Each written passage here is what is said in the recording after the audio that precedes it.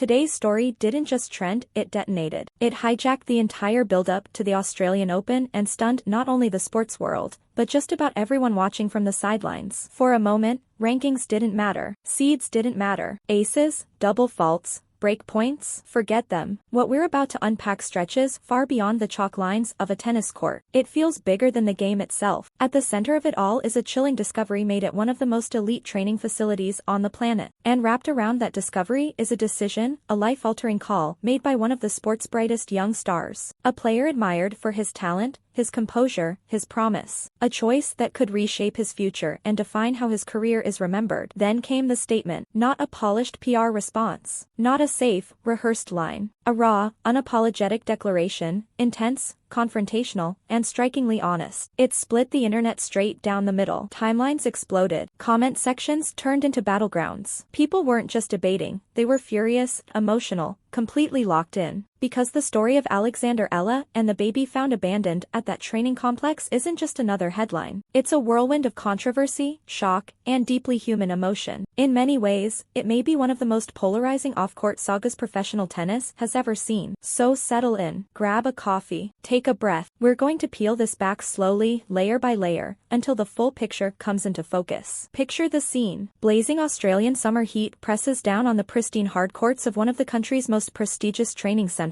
The air shimmers. Tennis balls crack against strings in a relentless rhythm, echoing across the facility as some of the world's finest athletes grind through their sessions. Sweat pours. Shoes squeak. Coaches bark last-second adjustments from the sidelines. Hovering over it all is that unmistakable tension, the kind that arrives every January. The Australian Open, the first Grand Slam of the year, is right around the corner. The curtain raiser of the tennis calendar. There is no room for distraction here. Every sprint matters. Every serve is measured. Every drill could be the difference between lifting a trophy and booking an early flight home. At this level, the margins are razor thin, and no one understands that pressure better than Alexander Eala. Right in the middle of all that intensity stood Alexander Eala, the young, electric, and unbelievably talented. The Filipino phenom wasn't just going through the motions out there. She was buried in preparation, fully immersed, chasing greatness with the kind of tunnel vision that only comes from years of sacrifice. Early mornings, missed holidays, endless repetition, every breath shaped around a racket and a dream. From the moment she stepped onto the international stage, people noticed. Not just because she was winning, but because she was shifting expectations. She sharpened her game at the Rafa Nadal Academy in Spain, the same place that helped shape the mindset of Rafael Nadal, widely regarded as the greatest clay court player the sport has ever seen. That kind of environment doesn't just build strokes, it builds resilience. But what sets Alexandra apart isn't only skill, it's the fire. She competes like someone with something to prove. There's hunger there, a restless drive. You can feel it in the way she moves, the way she locks in between points. And she was in the middle of proving exactly what she's capable of. Then everything changed. Not because of a snapped string, not because someone rolled an ankle, not even because of some heated on-court confrontation. What shattered the rhythm of that pristine, high-performance facility was something no one could have predicted, something so out of place, so fragile, it sent a chill through everyone within earshot. It started with a sound. Soft, strained, unmistakable. A newborn's cry. It echoed from somewhere it absolutely did not belong, thin, trembling, desperate. The source? A garbage bin tucked away in the shadows at the edge of the complex. For a split second, no one moved. Then chaos took over. Athletes who've trained their entire lives to stay calm under crushing pressure completely unraveled. Coaches dropped clipboards. Players sprinted toward the noise, faces drained of color. Confusion, fear, disbelief, it all collided at once. Years of mental conditioning vanished in an instant. Security was called immediately. Authorities were notified within minutes. And in what felt like both a heartbeat and an eternity, a tiny, defenseless baby was carefully lifted from that trash can and rushed into the arms of people who could protect her. Over the next 48 hours, the training center barely resembled itself. What had been a sanctuary for peak performance suddenly felt like an emergency ward wrapped in police tape tension. The usual soundtrack, squeaking shoes, cracking forehands, sharp coaching commands, was replaced by something heavier, quieter, somber. Announcements echoed across empty courts, repeating over the loudspeakers again and again. A plea. Whoever had left the child was urged to come forward. Authorities promised complete anonymity, medical care, financial help, legal support. They made it clear, this wasn't about punishment, it was about answers. About reconnecting a desperate newborn with a mother who might still be searching for a way out. Day 1 ended. No one came. Day 2 passed the same way. The silence was overwhelming. No phone call ever came in. No anonymous tip. No folded note slipped under a door in the middle of the night. Security didn't overhear whispers. Cameras didn't capture a shadowy confession. There was nothing, just a cold, echoing silence. And somehow, that silence said more than any words ever could. Everyone at the facility, staff, authorities,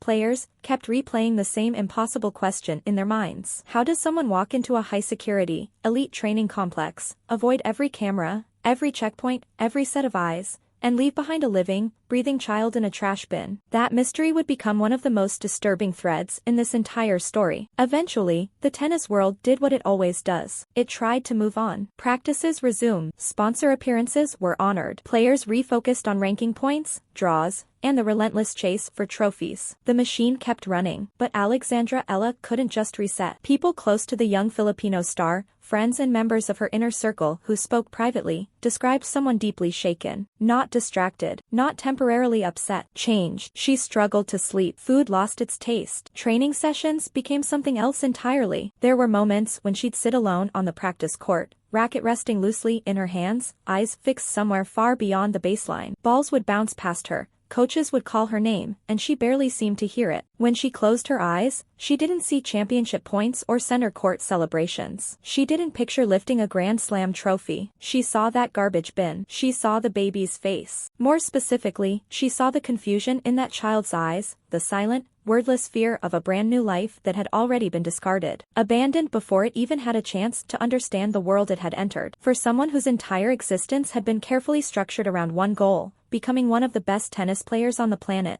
that moment cracked something open. Her life had always been about discipline, precision, and incremental progress. Hit the ball better. Move faster. Think sharper. But this wasn't a missed forehand you could fix with repetition. This was raw human darkness. Sudden. Jarring. Impossible to compartmentalize. And once it reached her, she couldn't just switch it off. Call it a moral reckoning. A jolt to the soul. Whatever it was, it went far deeper than tennis. Call it what it was, a crisis of conscience. It was the moment a professional athlete, wired for competition and conditioned for performance, briefly stopped being an athlete at all, and simply became a human being who couldn't ignore what she had seen. The rankings, the sponsorships, the carefully mapped out career plan, all of it faded into the background. In the quiet that followed those chaotic days, Alexandra Eala pulled back. She stepped away from the noise of the tour, from the constant pings of her schedule, from the well-meaning advice of managers and coaches trying to steady the ship. She needed space, not to train, not to recover physically, but to think. And what she decided shocked everyone. Her family didn't see it coming. Her team didn't predict it. Her coaches were blindsided. And her millions of supporters, especially back home in the Philippines, where fans follow her journey with a fierce,